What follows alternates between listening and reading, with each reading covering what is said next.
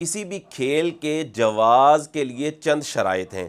اگر وہ شرائط پائی جائیں گی تو اس کھیل کا کھیلنا، اس گیم کا کھیلنا جائز ہوگا، اور اگر وہ شرائط میں سے کوئی شرط نہ پائی گئی تو اس کھیل کا کھیلنا جائز نہیں ہوگا۔ ان شرائط میں سے پہلی شرط یہ ہے کہ وہ کھیل بذات خود جائز ہو اور اس میں کوئی ناجائز بات نہ ہو۔ اگر کوئی کھیل ایسا ہے جو بذات خود ہی ناجائز ہے، جیسا کہ تاش، تو اس کا کھیلنا بھی ناجائز ہوگا۔ دوسری شرط یہ ہے کہ کوئی دینی یا جائز دنیاوی منفعت ہو، یعنی آپ ایسا کوئی کھیل کھیل رہے ہیں کہ جس میں کوئی دینی فائدہ ہے یا جائز دنیاوی مقصد ہے، کوئی فائدہ ہے، تو ایسا آپ کھیل کھیل سکتے ہیں۔ جیسا کہ جسمانی ورزش کے لیے، اپنے آپ کو فٹ رکھنے کے لیے کھیل کھیلا جا رہا ہے تو یہ جائز ہے۔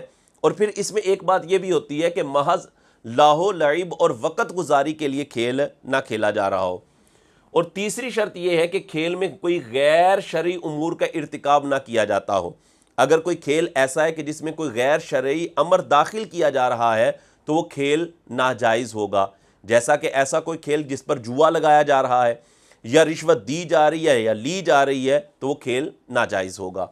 چوتھی شرط یہ ہے کہ کھیل میں اتنا غلو نہ کیا جائے کہ شرعی فرائض میں کوتاہی یا غفلت پیدا ہو، یعنی آپ کھیل میں اتنے لگ گئے ہیں کہ کھیلتے جا رہے ہیں، نمازوں کی پرواہ نہیں ہے، نمازیں قضا ہو رہی ہیں، یا رمضان المبارک کے اندر کھیل رہے ہیں تو روزے قضا ہو رہے ہیں، تو اس صورت کے اندر وہ کھیل ناجائز ہو جائے گا۔ تو یہ اختصاراً میں نے 4 شرطیں آپ کے سامنے بیان کی ہیں۔ اگر یہ 4 شرطیں پائی جائیں گی تو اس کھیل کا کھیلنا جائز ہوگا۔ اب ہم چلتے ہیں آن لائن گیمز کی طرف۔ آن لائن گیمز کی خرابیاں میں آپ کے سامنے بیان کرتا ہوں، پھر آپ خود فیصلہ کریں گے کہ آن لائن گیمز کھیلنا کیسا ہے۔ ان کی خرابیوں میں سے پہلی خرابی یہ ہے کہ شرعی فرائض اور واجبات میں کوتاہی اور غفلت پائی جا رہی ہے۔ ہمارے نوجوان ہیں، بچے ہیں یا بڑی عمر کے افراد ہیں، وہ ایسے ان گیموں کے اندر منہمک ہوتے ہیں، ایسے لگ جاتے ہیں کہ نمازوں کی پرواہ نہیں ہوتی، پوری رات کھیلا جا رہا ہے، صبح فجر کی نماز میں اٹھا نہیں جا رہا، یعنی فرائض کے اندر کوتاہی پائی جا رہی ہوتی ہے۔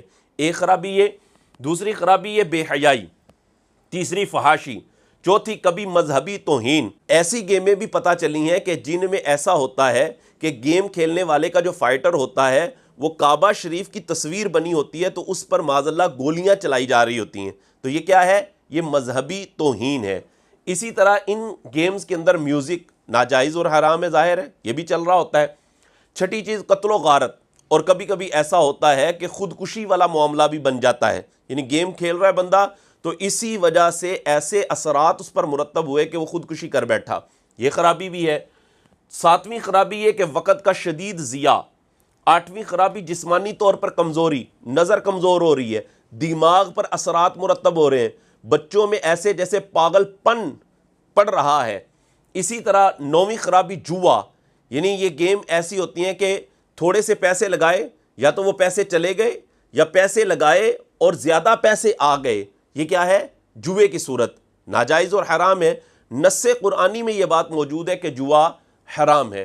10ویں خرابی کہ یہ رشوت، کہ اس کے اندر پیسے دے کے مقصد حاصل کیا جا رہا ہوتا ہے، اپنا کام نکلوایا جا رہا ہوتا ہے، اور رشوت لینا اور دینا دونوں ہی ناجائز اور حرام ہے۔